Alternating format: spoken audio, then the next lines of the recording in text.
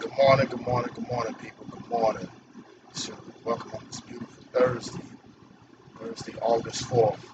You know, first of all, I want to wish a shout out, happy birthday to the Commander in Chief himself, President Barack Obama.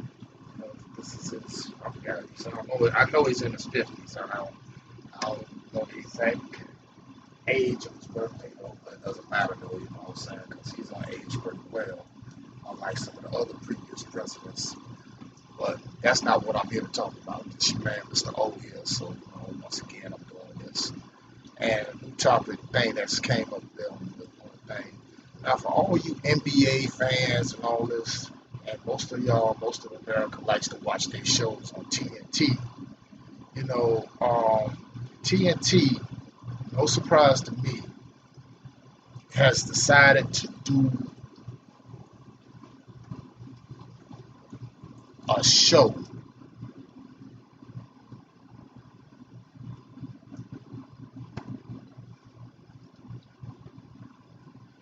a series, and it came up,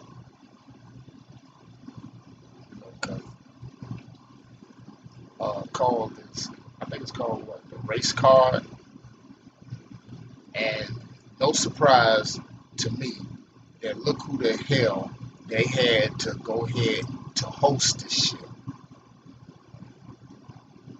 which is because it's a six-part docuseries, and it's starring Charles, of all people, Charles the Coon Barkley.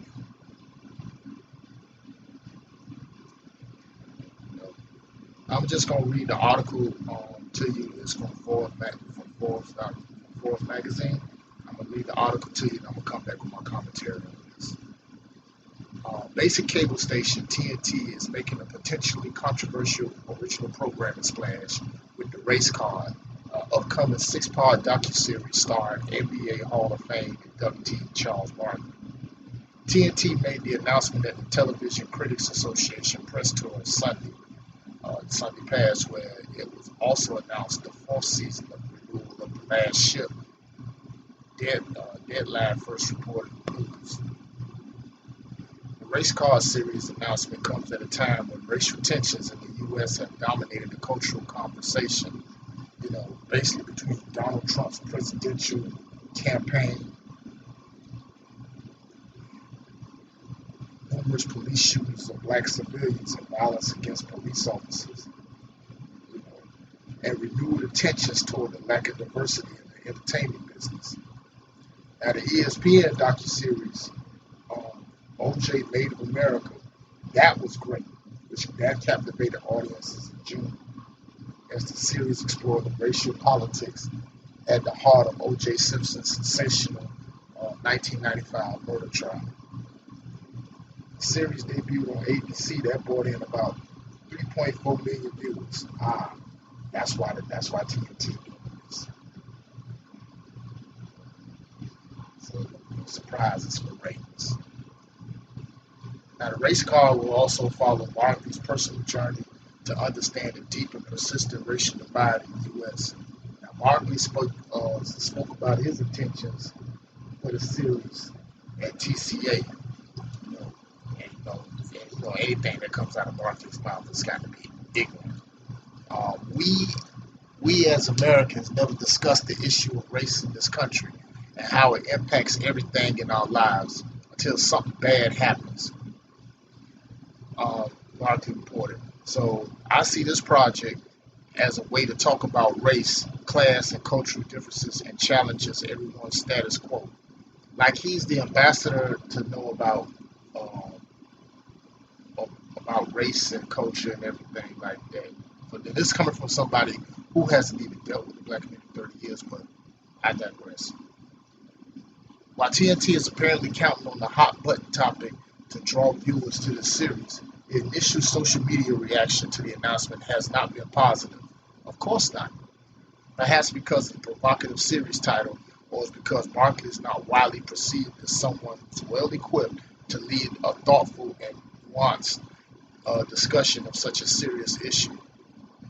Now, the race car is scheduled to premiere early 2017. You ain't got to worry. Your man, Mr. O, is not even going to watch this crap. But let's talk about Sir Charles Dumbass. Okay, he is the last person that don't need to be talking about race and cultural diversity because, like I said earlier in my comments, that he hasn't dealt with the black community in like over 30 years. So, anything that comes out of Barkley's mouth is rather the most redundant, the most ignorant, and very arrogant of him. Because, he raised my ire years ago before he made that comment on that NSNBC special where he threw Trayvon Martin up under the bus, as well as on TNT, how he talked about with Ferguson and talked about with Mike Brown. And it's the same thing about with Baltimore. Him and that other a-hole, Stephen A. Smith, Charles Barkley really don't need to talk. Of all people to get, you turn around and go get this $40 million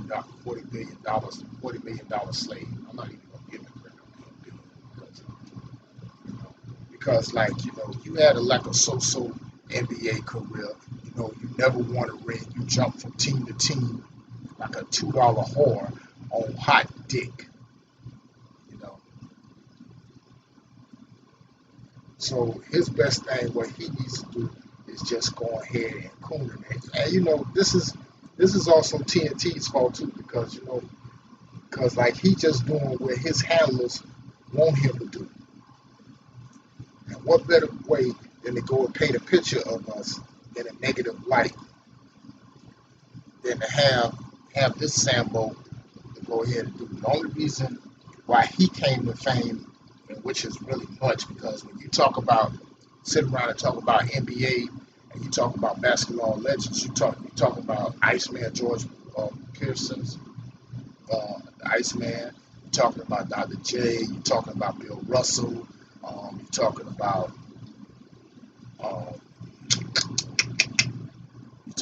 Larry Bird, Larry Brainless Bird.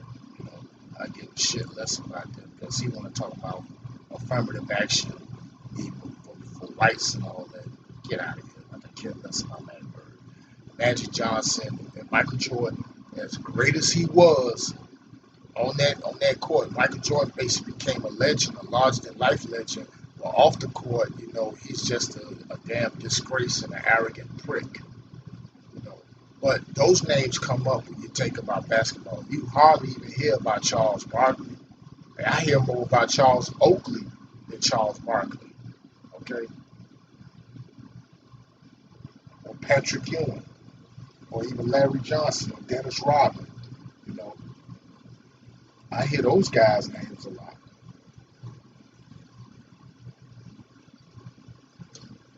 But Charles Barkley is the epitome. He is basically the template of a $40 million slave, of a Sambo, of a handkerchief head. The COONERY is strong with this one, just like COONERY is strong with also with Stephen A. Smith.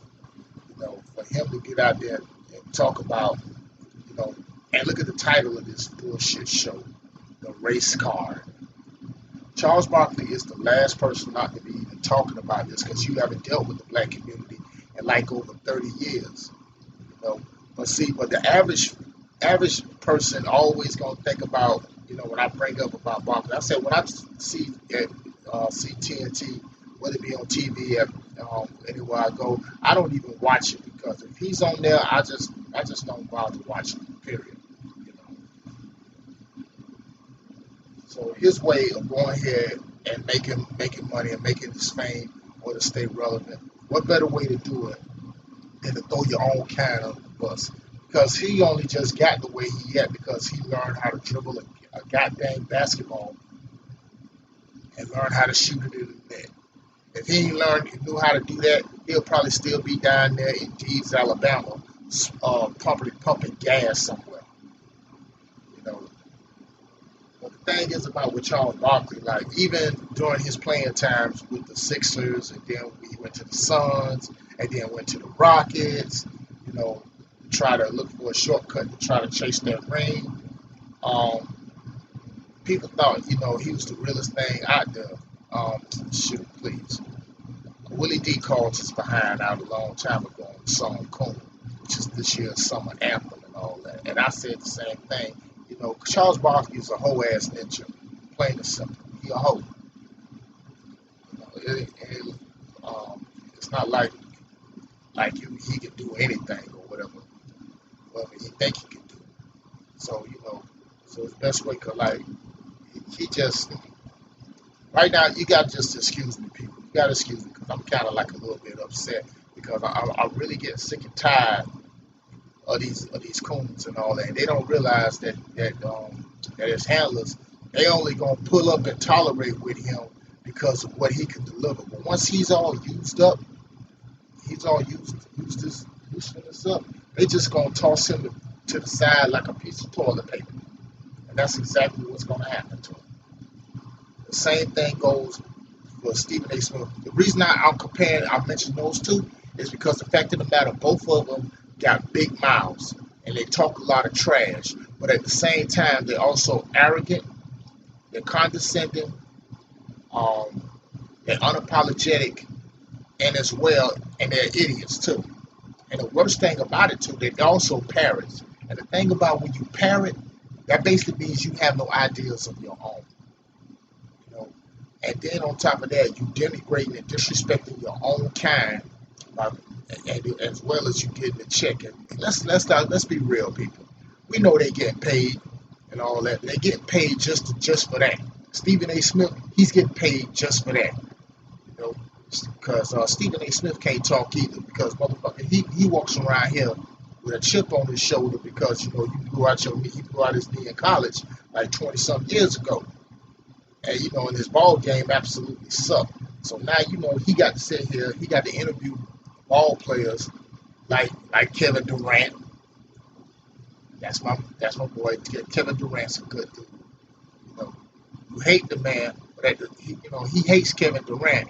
But at the same time, his wife want to go ahead and fuck him, just like his wife want to go ahead and fuck every other NBA or NFL player that unfortunately Stephen A. Smith got to do. I don't think none of them want to touch Barkley's wife. You ever seen a picture of her? She looks like a damn Sasquatch. I mean, if y'all looking for a Sasquatch or y'all looking for the Yeti, you ain't got to look no further. She married to Charles Barkley.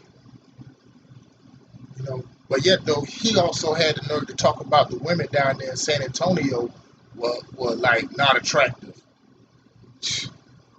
Talk about the pot meat kettle. But this is just another ploy by white supremacy to go ahead and try to throw us under the bus.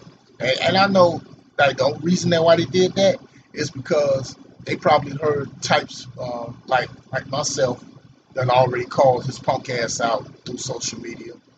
Myself, Mr. Irvin Griffin, Mr. Superboy 223, Taurine Rain, Kimberly Frazier, Professor Black Truth, Jason Black, Corey Holcomb, Willie D, and it's a whole number of us that basically call Barkley out. So the average person want to try to think that that Barkley gets out there and speak his mind. They think he's quote unquote keeping it real. No, he ain't. Charles Barkley never kept it real. Okay. I got more respect for Dennis Rodman than I did Charles Barkley. Yeah, Dennis Rodman does some outlandish things in there and stuff like that. But see, a lot of people don't talk about this good stuff that Dennis Rodman did. Because like what Dennis Rodman did, like with 1997 down in Jasper, Texas, with James Byrd, our brother James Byrd was killed by those three East Texas redneck peckerwoods. That one of them, when they tied him up and dragged him half a mile down the street, severing his head and his body, it was Dennis Rodman that stepped up and paid for his funeral expenses. Okay? I didn't see none of these other guys out there doing that. But they don't talk about that. The lamestream media is not going to talk about that. The lamestream media is going to big up people like Charles Barkley. They're going to big up people like a Larry Smelter or that other Alabama jackass, Jesse Dickhead Lee Peterson. You know, I mean, the coonery is real, is to the core. And the same thing goes for Stacey Trash and Raven Simone, because you got to understand, we're in August right now, okay? And it's getting hot up in here. And I ain't talking about because it's the hottest time of the year, and we're in the birthday period of the sign of Leo, which is ruled by the sun, by the way. So that's the reason why the heat is on like that. The heat is on another way because Obama is about to be out of office in the next 3 months. Okay, so now you got these coons out here, these Sambos and handkerchief head and these bed wenches scrambling like this and that, positioning themselves and all that because out of fear they may be out of a job and all that, or better yet, they're trying to go ahead and quote unquote get their quote unquote black card reinstated. Sorry, Charles Barkley. Sorry, Stephen A. Smith. But y'all black card has been y'all pass has been revoked a long time ago. Because since you feel so comfortable being over there with them, with them white supremacists and the suspected white supremacists like Ernie Johnson and Steve Molyneux and the other idiots, then you can stay your ass over there. Stay your ass over there. And the same thing goes for Don Lemon Moraine, who try to sound so educated, but he's so ignorant. That's why CNN puts a camera in his little faggot ass face. And don't even get me started on Fox because that's not even real news to begin with. They got their own internal problems. Isn't that right, Mika Kelly?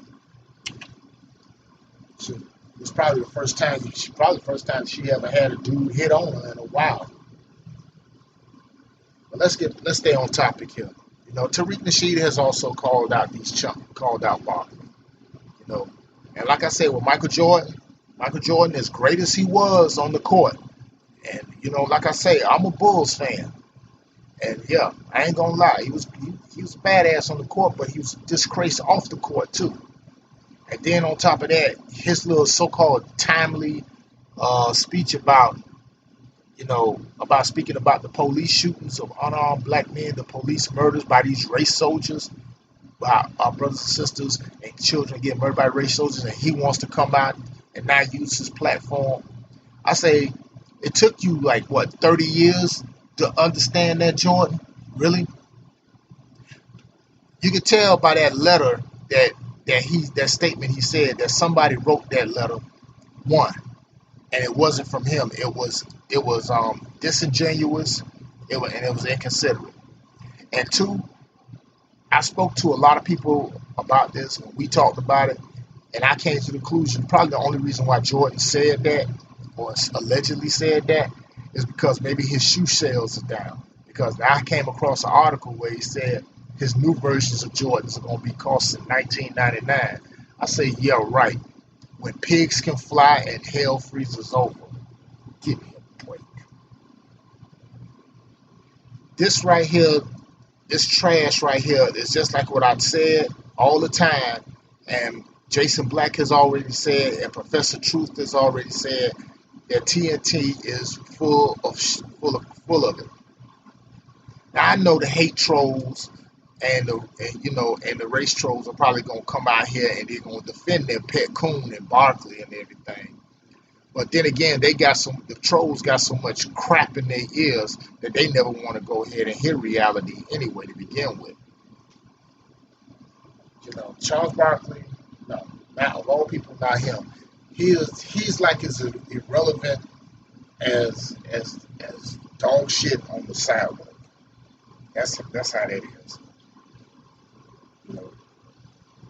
But these guys, all of Sambos I just mentioned and stuff like that. They think that Coonan is gonna save them. Coonan ain't gonna save you. Ask Ray Lewis. Ask Chris Carter. They're sitting at home right now without a job. Ray Lewis thought he could jump on the Coonan train too and profit off of that. But then in less than a month, his son got in some shit up in East Carolina, alleged rape of two college girls, both of whom happen to be white. And they grew up in North Carolina. Because kind of find out, Ray Lewis' son was also got into the same situation down here in Miami. Then, like, what happened the following month? Ray Lewis got terminated. Chris Carter terminated. And Chris Carter was way worse than Ray.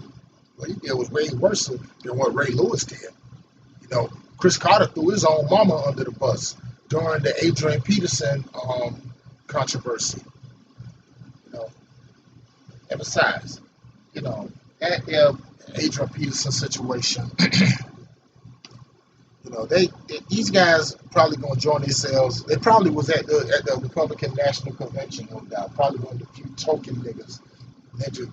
I'm sorry, I didn't say ninjas. I meant to say ninjas. I'm trying to keep it clean. They were probably there, you know, because this shit kind of like it boils my blood to a degree, you know, but it's something like that to get out there and talk about. Like, you know, like everybody should really try to get out there and boycott TNT or write a letter to them and everything, you know, write a letter to them or email them and say, like, you know, we don't appreciate what Sir Charles dumbass say and disagree and disrespect. Either you take him off, or we'll make sure we don't even watch you nothing, no game or no nothing that you have. But I know some of the people ain't gonna go ahead and do it. They're too much into their sports and they're too much into the entertainment garbage that you see on television instead of dealing with the social issues that's going on within our community and going ahead to try to create an economic power base. You know, the upside to all this, it's just gonna show you the foolishness what these coons tend to do to think just to get some attention. But I'm gonna tell you right now, they're gonna end up falling flat on their face. The white supremacists know this, and the white supremacists they also know they don't mess around and painted themselves in the corner. You know, after Alton Sterling's murder, after the murder of Philando Castile, and you know, the Dallas massacre was just the beginning. The Baton Rouge ambush was just the beginning. There's a few others that's going on that's about to jump off because the white supremacists, suspected white supremacists, y'all may win a few battles, but in reality, you're really losing the war. You're losing the war genetically. They're gonna lose the war economically. And they're gonna lose it on all fronts.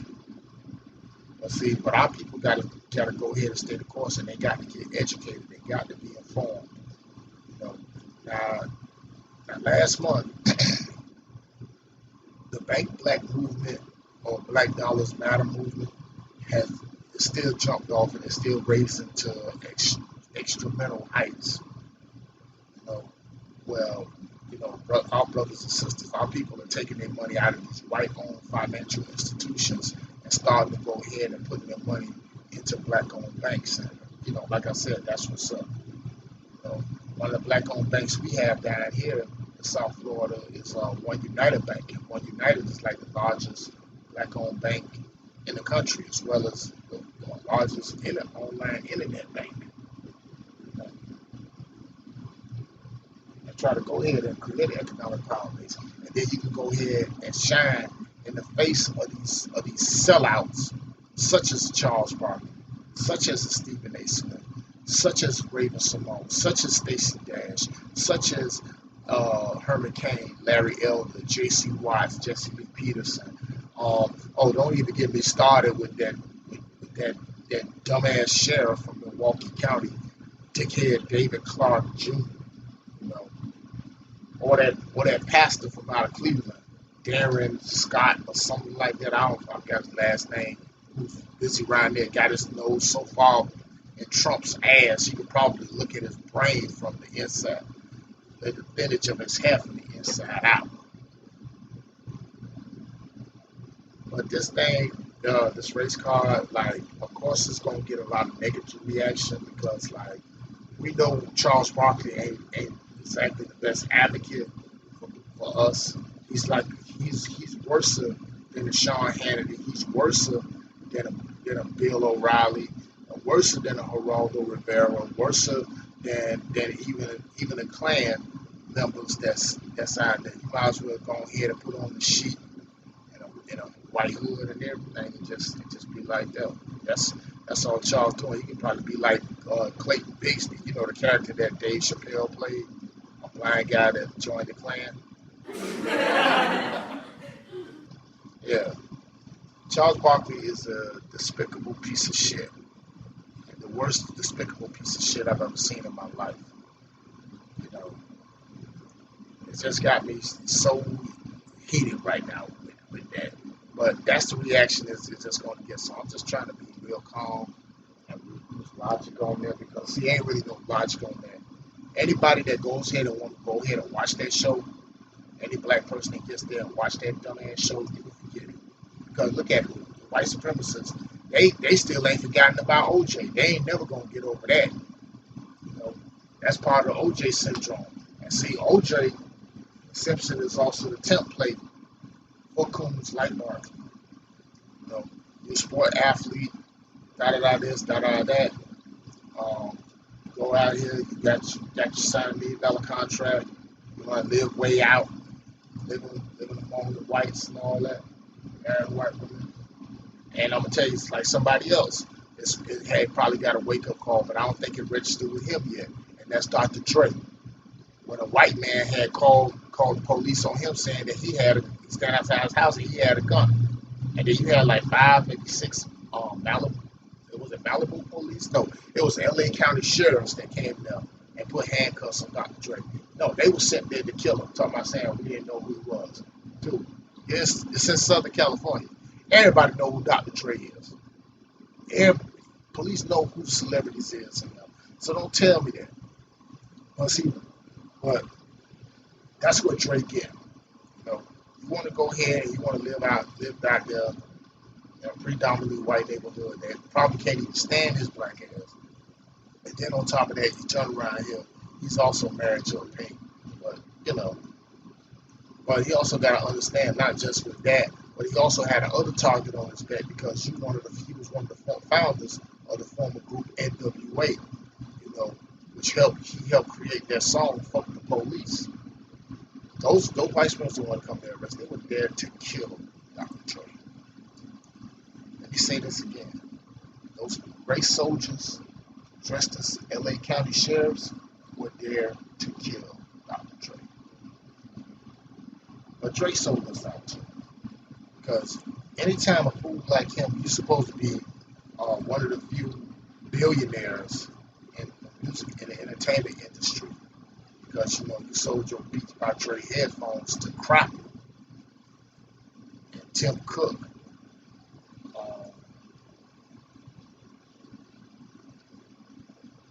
It's like this, but the race card, this thing with Charles Barkley is just as significant as he is ignorant and arrogant. But I'm just going to see where it's going to go. But anybody that going to follow this, going to follow this. But see, the coonery is strong with these big jokers. But they scrambling like chickens with their heads cut off. Obama getting ready to leave office. So they trying to position themselves where they trying to think they have a little income or they can be in a position where they can go ahead and do more damage. But see, they're going to find out that cooning isn't going to save them. First of all, let me give a shout out to black-owned businesses. Give a shout out to Kai's Kitchen 305.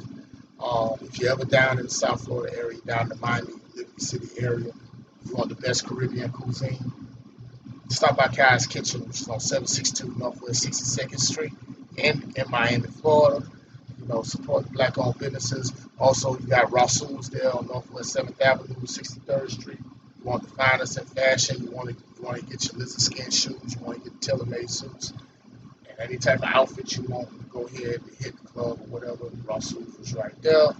You know, try to support black-owned businesses. You know, Bank Black Dollars Matter. And see, for those who looking, you want to, our people who want to get in that Black Dollars Matter movement and stuff, and especially in the local area. I'm speaking to my Liberty City residents, my Opelika residents, Brown Sub residents, Adapata residents, Wynwood residents, Overtown residents, Opalaka, I think it's Opalaka, Miami Gardens residents. Yes, there is a One United Bank right here, 3275 Northwest 79th Street. It's been there for years. Go over there or try to open your account. If you can't make it there, try to open one online or any other black-owned banks. There's 38 of them in the country. It's your man, it's your main man, Mr. O. On here, I'm signing out. I'll catch y'all later on the rebound later on tonight. Peace out.